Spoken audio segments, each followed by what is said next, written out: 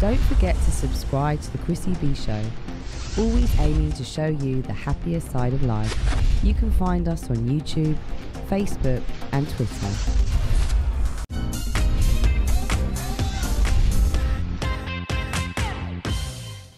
Welcome back. Before we go to our guests, let's take a quick look at Jane's fitness tip on how to tone up your arms.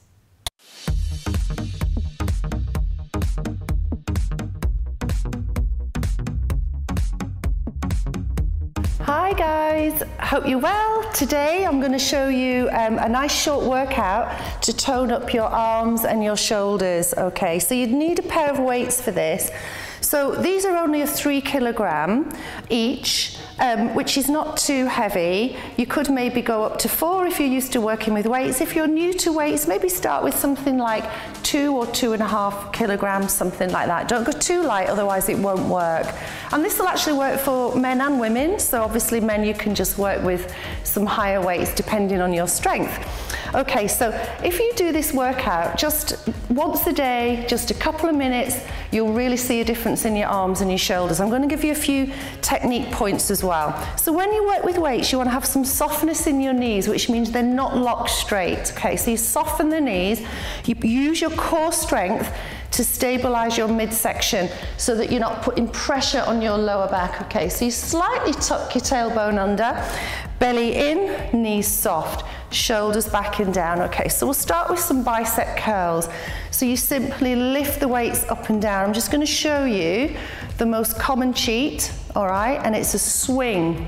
It's a swing of the weights and a swing of the body, and that literally is doing nothing for my arms at all. Okay, so what I want to do is focus on the bicep, control it down, keep your elbows just slightly in front of your waist, because if you take them back, it's easy. So lock your elbows in front of your waist, all right? We'll just do a couple more here.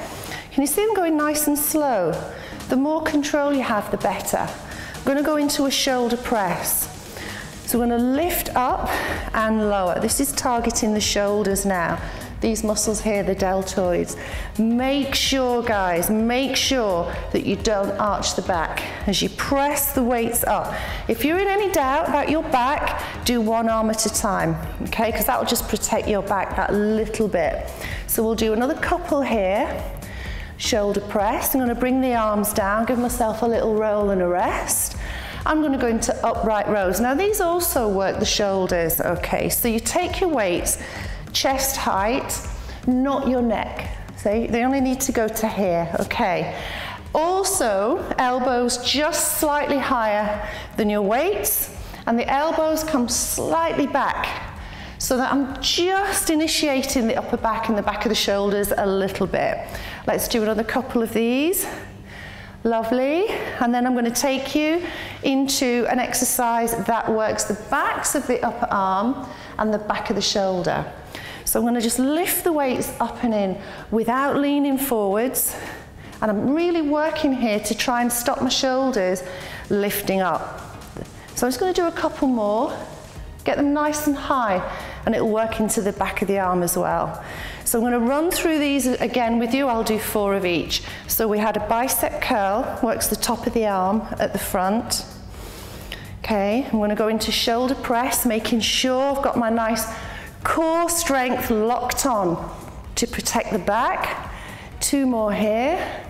And we're going to go into our upright row, which is for the shoulders. Open up the chest and draw your elbows up and back. I'm going to do 1 more, and then we're going to go into our tricep pushback here, and I'm going to do a couple more. Now you could run through this a few times, just do it every day, and you'll feel a difference and you'll see a difference in your arms. Okay guys, good luck with it, and I'll see you next time.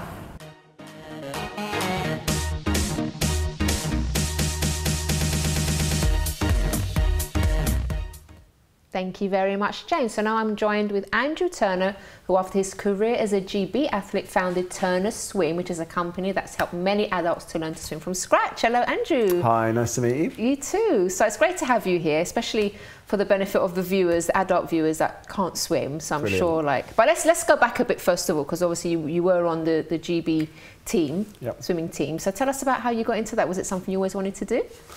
So when I was younger, I wasn't a particularly good swimmer. Oh, really? But at the age of 10, I came across Cheltenham Water Polo Club, and we're lucky to have influential coaches, Martin Thomas and John Spicer, who were the best junior coaches in the country. And they took us from being average swimmers through to being national champions 3 years in a row. Oh, wow. And then on the back of that, we were able to get a number of us into the Great Britain junior team, and we went to the European Championships and the Worlds. Oh, brilliant. What was that like? Yeah, fantastic. Obviously, best time of your life when you're representing your country. It's really good fun. But there must have been something that they spotted in you, like for them to even bother training you in the first place, would you say? Or can they just take anyone and just make them into really good swimmers? I think what they got so well done is that they really focused on core techniques, and I think that's an element that I've taken into the swimming teaching that I'm doing, is using as many techniques that are done correctly to help people then to learn to swim or to develop their swimming further. Okay. Now, where did all that start? You obviously started your own swimming business. How did the idea come, and how did you get it all started and off the ground? Sure. When I was 15, I taught some friends to swim when I launched a water polo team at my school.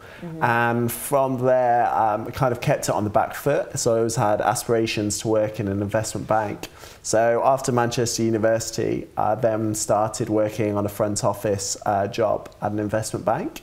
I then went to work in Canary Wharf, and then decided, actually, I want to get back to my real love, and that was to do swim teaching. Okay. So I spent another 15 months working for different swim schools in London to get some more experience. Oh, okay. And then, put together the programs for Turner Swim. So, and now you actually run the lessons from a hotel, was it? That's right, yeah, it's a 5-star hotel at Piccadilly Circus, the Meridien. Okay. Now, for those people that are watching at home and they're saying, do you know what, I'm already like in my 30s, in my 40s or older, and there's no point learning now, and I probably won't be able to learn. What would you say to them? Many people feel like that when they first come. Probably 50 to 60% of people that come to us are non-swimmers. I think everyone can learn to swim. The techniques we've put together really do enable people of all abilities, even if they've had bad experiences in the past or water phobia, to learn to swim. And one of the case studies really is Peter, who came to us in the first lesson. He was visibly shaking and very nervous and couldn't really speak to tell me how he felt about his swimming. But it became very obvious when he couldn't let go of the side for a couple of sessions that he really was... It's like me with ice skating. I won't let go of the sides. It really was, yeah, he's really quite worried. But what's fantastic is he's just been determined and kept going and really kept thinking about his swimming, and we've been able to tailor-make the lessons. So Peter now swims 200 metres very regularly, has a rest, and then goes and swims again. He's absolutely enjoyed that aspect, which hasn't only given him confidence in the pool, but also in other areas of life as well, which I think is really good. Well, that's a question I wanted to ask you actually. Why should an adult learn to swim, apart from the obvious not to drown and stuff if they're in a situation, but why is it important? Sure, I think to learn to swim from a safety point of view, if you are by the beach, by the sea, and your kids are in the sea, they're bound to want to play around. I think it's safer if you're playing with them and being there and able to get them out of any situations. That's a brilliant reason in itself, isn't it? Of course, and all too many times in the summer we have accidents at the sea. Yeah, definitely. Now, Excel over here is a non-swimmer. Now, say if she was to come to one of your classes, how would you start her off? Yeah, try and get to know her as quickly as we can and her styles of learning. And we would really get stuck involved with the breathing on the first session, making sure the head position is right in the water, that the eyes are looking directly down and the ears are just coming to the top of the water. And then once you're able to get rid of all the air in your lungs in the water, I think you're able to get a fresh breath in and feel a lot calmer. Okay. Once we can breathe, then you're able to be in control of your muscles. Okay. Do you have any questions for Andrew?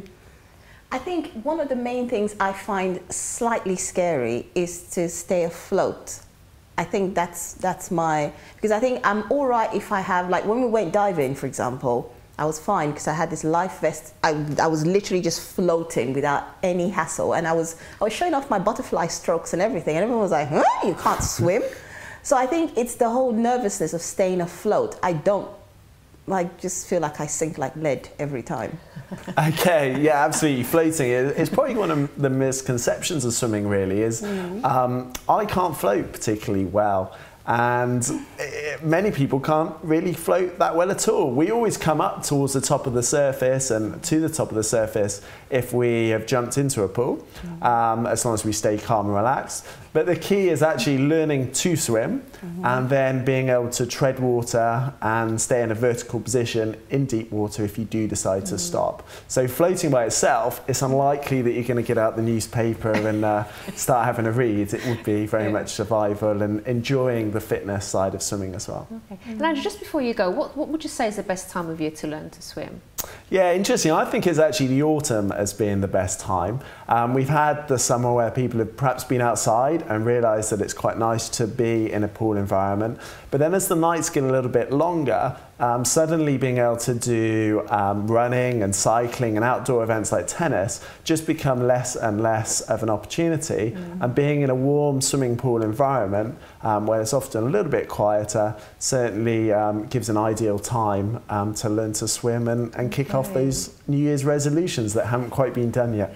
Okay, so Andrew, we need to go to a quick break, but you're going to stay with us for a little longer because we have a few more questions for you.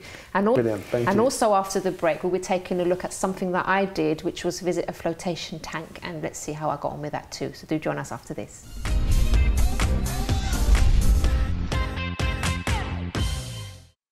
Don't forget to subscribe to the Chrissy B Show, always aiming to show you the happier side of life.